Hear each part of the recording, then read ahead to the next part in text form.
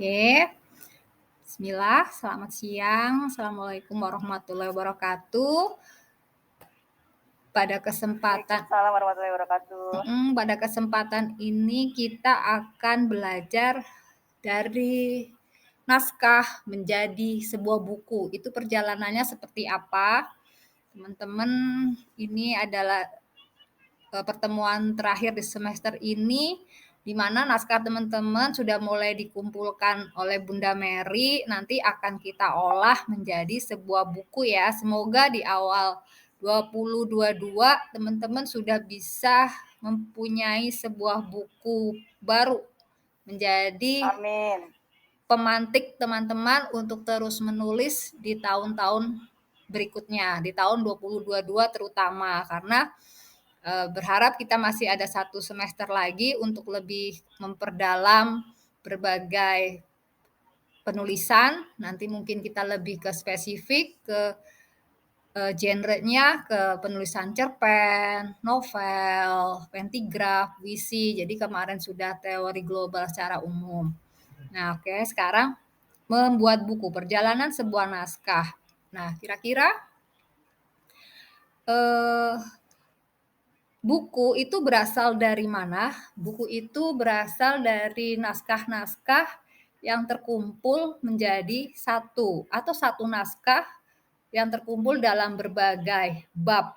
Itu akhirnya akan menjadi buku. Buku adalah kumpulan atau himpunan kertas atau bahan lainnya yang dijilid menjadi satu pada salah satu ujungnya dan berisi tulisan, gambar, atau tempelan. Setiap sisi dari sebuah lembar kertas pada buku itu yang kita sebut halaman. Nah, satu kesatuan halaman itu akhirnya terciptalah sebuah buku yang suka kita baca di tangan kita. Nah, ini konsep menurut Wikipedia. Kemudian, bagaimana langkahnya nih kerjanya penanggung jawab buku, kerjanya penerbit, kerjanya percetakan, hingga bisa dari sebuah tulisan saja dalam sebuah Word atau dalam sebuah kertas atau hanya gambar-gambar saja disatukan hingga menjadi sebuah buku. Nah, ada beberapa langkah di sini. Pertama itu langkah buat buku itu merapikan naskah dan apa tujuannya dan siapa yang mengerjakan. Nah, teman-teman pasti nanti juga akan kaget atau bahkan bisa tidak mengenali tulisan teman-teman ketika sudah menjadi buku. Loh, kok tulisanku jadi rapi ya? Loh, kok tulisanku ada yang Iya betul. berubah ya kata-katanya ya, atau bahkan loh kok ada yang merubah jalan ceritanya ya atau alurnya, bisa juga seperti itu. Tapi eh, kalau sampai merubah isi cerita atau konten itu biasanya suatu pekerja yang di sini kita sebut editor pasti akan mengkonfirmasi Izin. lebih dahulu. Iya izin. Betul, izin. Jadi kecenderungan kalau kami di Askia, Bunda Mary juga sebagai editornya, kita lebih banyak merapikan naskah namanya, yaitu lebih perhatikan pada struktur kalimat, kemudian EYD, Ya. pemakaian kata baku dan tidak baku, tanda baca, huruf besar, koma atau dialog yang harusnya pakai tanda kutip 2 ditutup dengan koma tanda kutip lagi. Nah, karena Ya. banyak sekali hal-hal yang sederhana seperti itu tapi tidak dipraktekkan saat menulis atau saat self publishing kurang maksimal. Jadi di sini salah satu tugas editor ya merapikan kembali naskah teman-teman yang masuk ke penerbit dan akan kita bukukan. Tuh, jadi langkah buku pertama itu pasti kita akan ngecek ulang setiap naskah yang masuk. Tujuannya apa? Tujuannya nanti ketika menjadi sebuah buku, buku itu akan enak dibaca oleh orang. Orang juga, wah tulisannya rapi. Beda kalau ternyata tulisannya tidak kita edit apa adanya, pasti itu kayak diistilahkan kadang orang bilang itu jadi buku sampah. Sayang banget kan? Padahal tulisannya isinya, kontennya itu bagus untuk dibaca, tapi karena tidak memperhatikan typo, EYD, editing, jadi tulisan yang seakan tidak ada manfaatnya. Itulah tugas editor tuh berat sekali ketika sebuah naskah yang belum bagus harus dibuat diformat menjadi naskah yang bagus dan menarik, baik konten maupun tampilannya. Tuh. Oke, ini perjalanan naskah. Pertama yaitu merapikan naskah, tujuannya yaitu lagi naskah akan tampil dengan bagus dan enak untuk dibaca. Nah, pekerjaan kedua, setelah naskah itu rapi, siap untuk dipindahkan ke medianya, nanti adalah media buku. Naskah tersebut harus namanya melewati proses yang namanya layout buku. Siapa yang bisa memindahkan dari naskah yang sudah rapi itu menjadi layout yang akan cantik ketika kita buka bukunya, tersusun dari identitas buku, nama penulis, contents atau daftar isi, mungkin kemudian ada prakata, kata pengantar, kemudian masuk ke atau mungkin ada sisipan endorsement, bab per bab. Nah, itu yang nge-layout siapa? Di penerbit namanya adalah layouter. Namanya juga layouter. Jadi dia yang akan menata letak-letak tulisan mungkin dengan adanya ornamen gambar secara tepat. Jadi biar buku juga kelihatan tidak monoton. Kecuali mungkin ada jenis-jenis kayak buku novel yang memang hanya tidak banyak gambar, langsung tulisan saja, tapi itu juga tetap butuh kecermatan di mana dia meletakkan bab 1, bab 2, bab 3 karena sebenarnya memang ada aturannya kalau bab baru itu harus di kanan. Ada pengaturan, ada aturan tertentunya juga. Nanti untuk ini kita akan belajar lebih di kelas lain ya. Jadi layouter lah yang akan menjadikan buku di dalam buku itu tampilannya menarik. Oke, setelah itu apa ya teman-teman kira-kira anatomi buku lagi? Pastinya adalah sampul atau cover. Nah, karena orang akan mengambil buku kita baik di toko buku maupun di pajangan online, pasti mereka akan terpapar dengan sampul yang eye-catching atau menarik. Nah, ini tugas desainer cover juga sangat berat bagaimana memberikan first impression pada pembeli atau pembaca buku kita. Kadang orang langsung lihat cover dulu, setelah itu baru judulnya. Jadi apa yang tampil di depan itu cover, judul itu jadi kesan pertama seseorang akan membeli.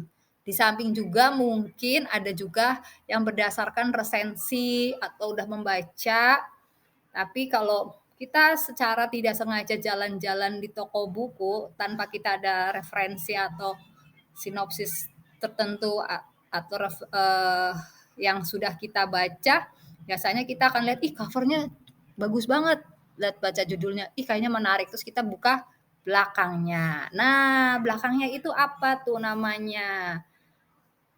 Satu lagi yang membuat buku menarik adalah blurb. Namanya blurb yang kata-kata yang ada di back cover. Di back cover nih. Nih di sini nih. Miss ininya kelihatan nggak Miss kalau aku nunjuk kayak gini? Kelihatan ya, apanya namanya panahnya ya. Ini pointernya. Ini namanya back cover teman-teman. Nah, ini dalam membuat back cover pun kita harus cermat. Apalagi juga sebagai penerbit. Karena diusahakan yang di back cover itu katanya tidak penuh, tidak panjang, tapi sudah mewakili dalam buku, isi buku tersebut. Kalau sebuah novel full penulis tunggal biasanya ya kurang lebih seperti itu back covernya.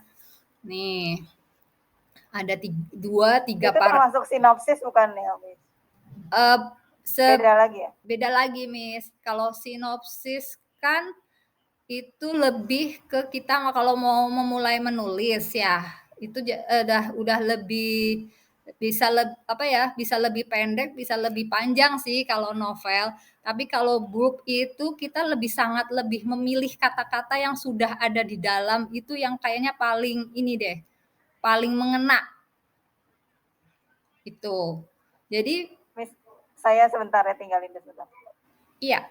Miss, lanjut aja. Oke, ya. Jadi ini namanya blurb atau kata-kata di back cover. Kalau di antologi, buku yang rame-rame biasanya kita pilih dari beberapa naskah yang masuk.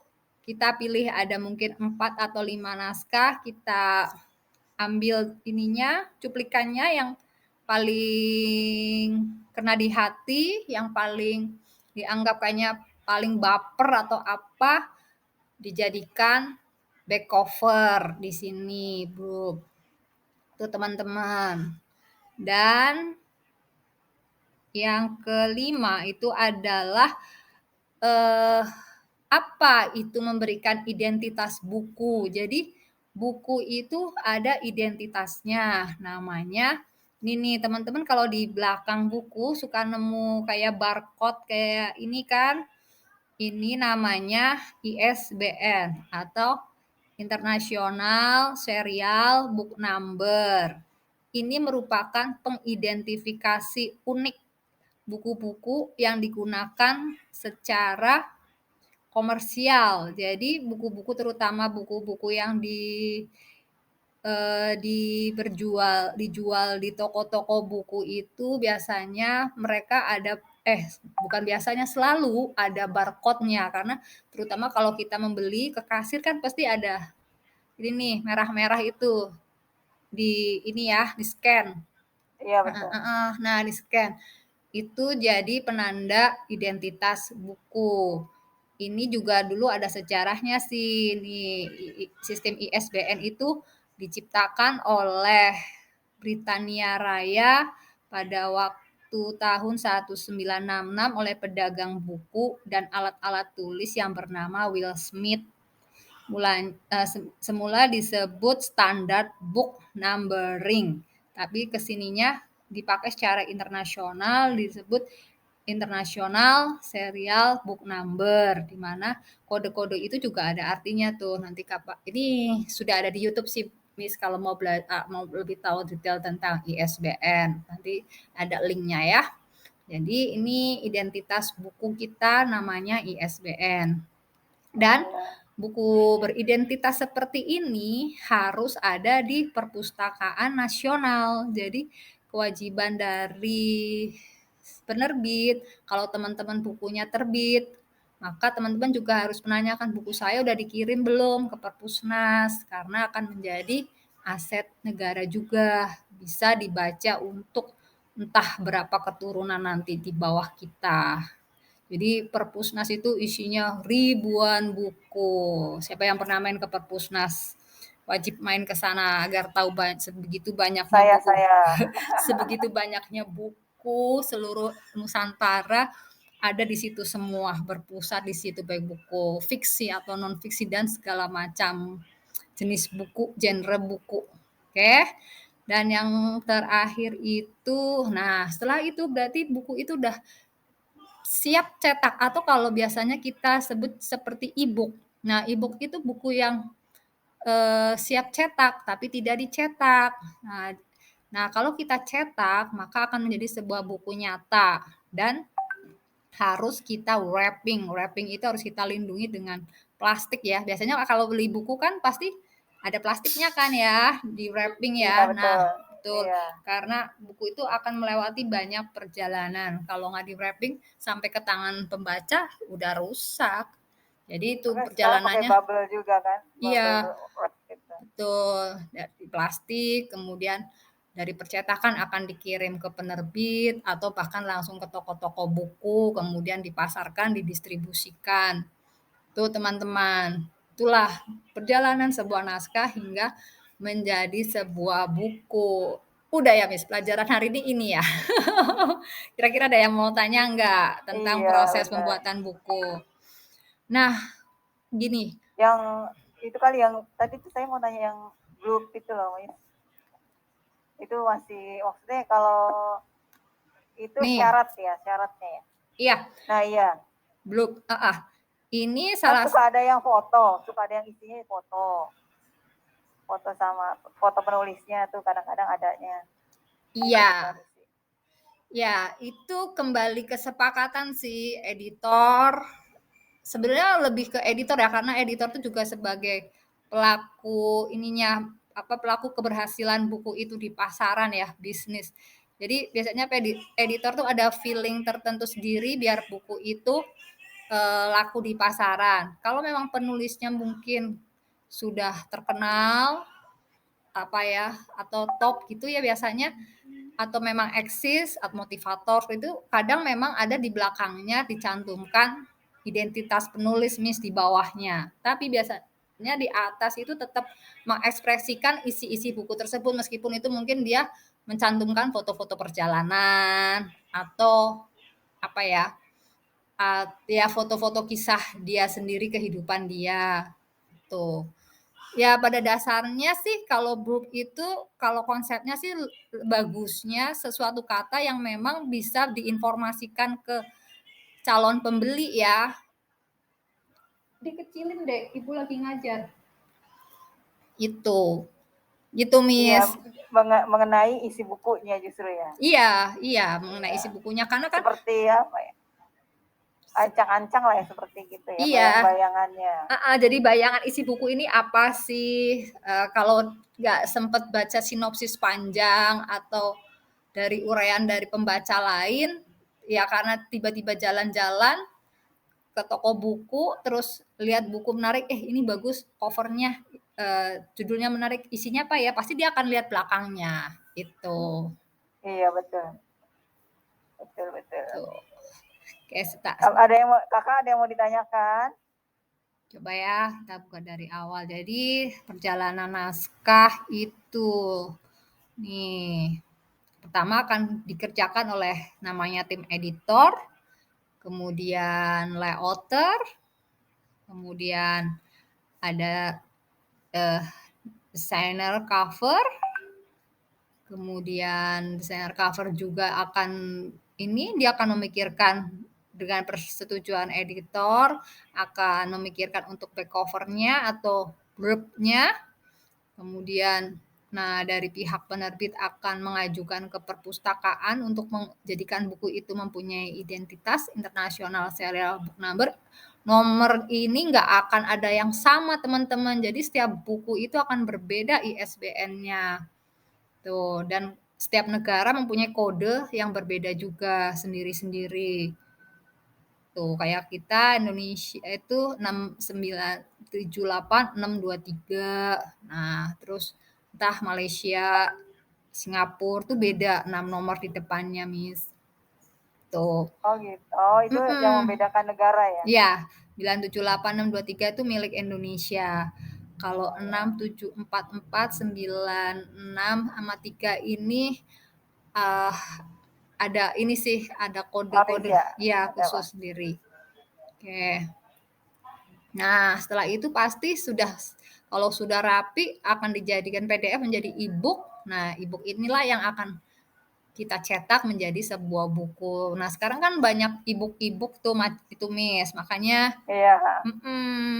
sekarang sudah banyak dalam bentuk e-book, jadi tidak dicetak juga ada karena memang kan lebih murah ya dengan elektronik daripada kita bentuk bukunya. Tapi kembali kalau orang-orang masih di angkatan kita kaum apa nih kita baby boomers ya. Baby boomer. Baby boomer sama Gen X ya. Kita tuh Ya, Gen X. Itu udah yes, beda yes. Gen X beda dengan anak-anak milenial, apalagi Gen Z yang sudah pakainya ya ini semua Digital. digital. Iya. Oke. Nah, tuh ini saya tutup dulu deh.